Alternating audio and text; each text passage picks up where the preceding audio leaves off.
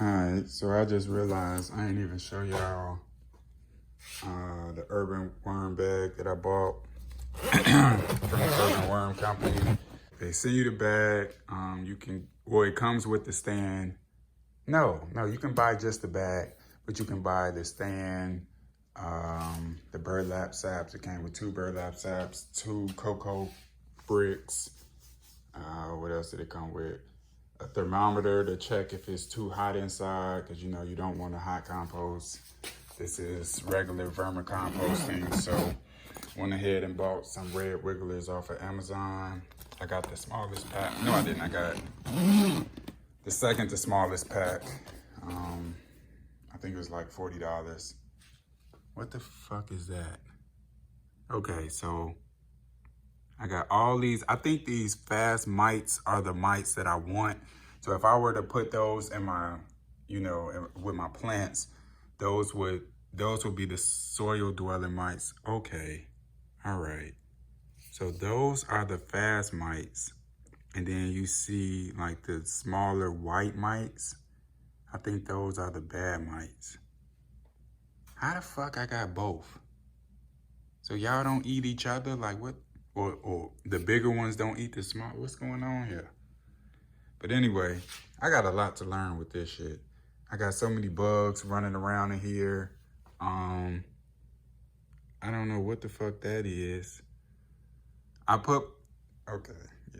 got so much shit in here.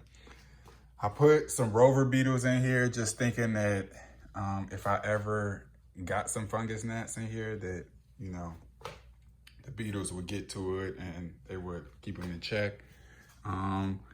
I initially thought that the worms climbing on top of the burlap sack was bad, but I think that's good. I think that's where they make their cocoons, where they lay their cocoons, whatever, however you say it. So yeah, you basically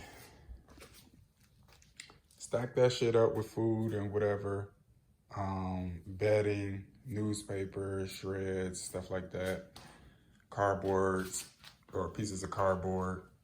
You stack it up, you let the worms do their thing. You keep stacking. As you stack, the worms move up as they finish the food from the bottom. So they finish that, it becomes the castings, and then they move up into the the new food. And then you keep it going. So after about 3 to 6 months, you'll have enough to where you can unzip this at the bottom, pull it out, get some castings, go put it on top of your plants and water, and there you go. So the goal is to, well, first off, I'm about to switch out my bag. So the bigger the better. And my 3x3, I'm gonna go with a 45 gal. So I got a 15 gal and a 5 gal in there now. When those two are done, I'm gonna go ahead. I got a 45 gal on its way from Grassroots with the liner in the middle. Well, with the liner inside of it. I got that on its way, or I got it on its way. So I'll put the 15 and that 5 gallon in. That's 20 gallons. And then that 15 gal that's in my brother's room, that's actually my dirt in my pot. So when that's done, I'll also be tossing that into the 45 gal. So that'll be 20 plus 15, that's 35. And then I got another bag of dirt that I could put in. Or I can leave that empty, leave that space, putting the worm castings in, stuff like that. So we'll just see. I might throw 1 bag in, I might throw half a bag in, I don't know. But go ahead and switch my 15 gals out for either 30 gals or 45 gals. So, like I said, the worms come up here. At first, I was taking the worms and throwing them back down. I'm like, no, y'all need to do your job. But then I researched and I'm like, well, I saw something that said that the worms come on top of the burlap. They like crawling through it and they lay their cocoons in here. And I thought they were getting stuck. So I'm like, fuck, all my worms stuck, throwing them out, shit like that.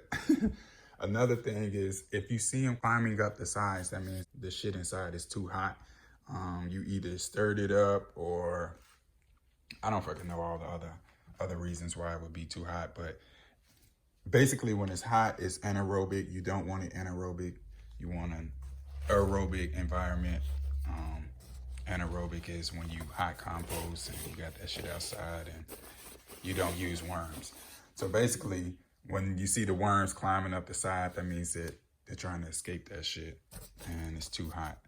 So under here, boy, I got everything. I got peanut shells, all type of fruit, lettuce, carrots, zucchini,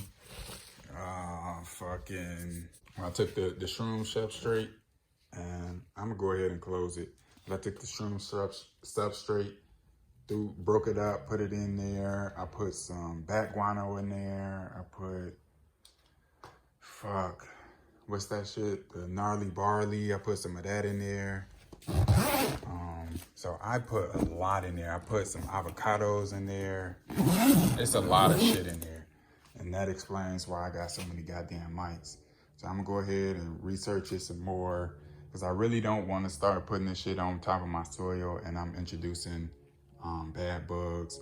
I do want to introduce beneficial bugs, but like I said, I don't know which is which. I got microscopes. I just need to get down here. I don't know how the fuck I would look at it without killing it. I gotta kill the bug for it to be still. But if you squish it, then how do you know what the fuck it is? Like, how do you do that? Like, how do you lock down the bug to examine it close enough to see what it is? Like, if that's a two-spotted spider mite, how the fuck would I know if I squish the body?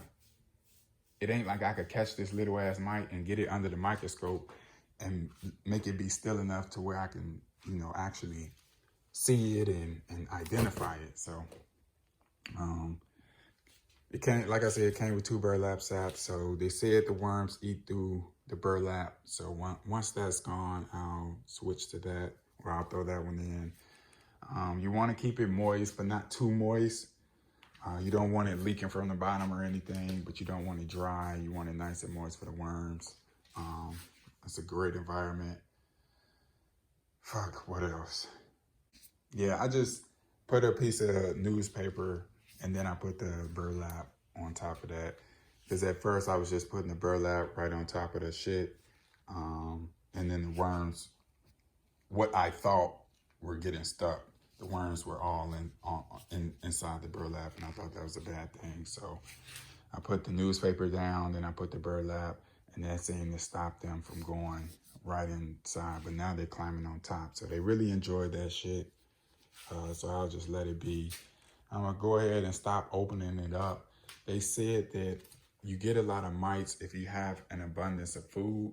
So, like I said, I've been adding hella shit, all the garden scraps, the spinach, the egg. I also dried some eggshells, washed the eggshells, dried them, grinded them up, spreaded them around in there. So that's for the calcium, the magnesium.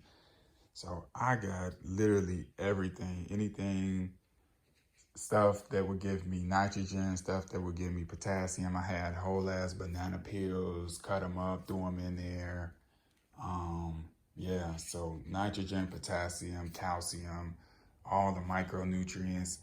The worms that flip everything to micronutrients anyway, or I'm not exactly sure on the right terminology, but them worms turn that shit into black gold. Then I eventually put that shit on top of my plants. I just got to figure out what bugs are good, what bugs are bad, how to get rid of the bad ones, and go from there. I don't plan on using this, like I said, until 3 to 6 months. So it might be, it'll be a while before I'm putting this shit on top of my plants. I gotta figure it out. For one, I want to get this shit nice and full, so I'm able to top dress shit weekly, probably, or every other week, and just water in with some recharge or URB or the fucking Mammoth P. So yeah, I just thought I'd make a little quick video on this shit. No plants in this one, just the urban worm bag.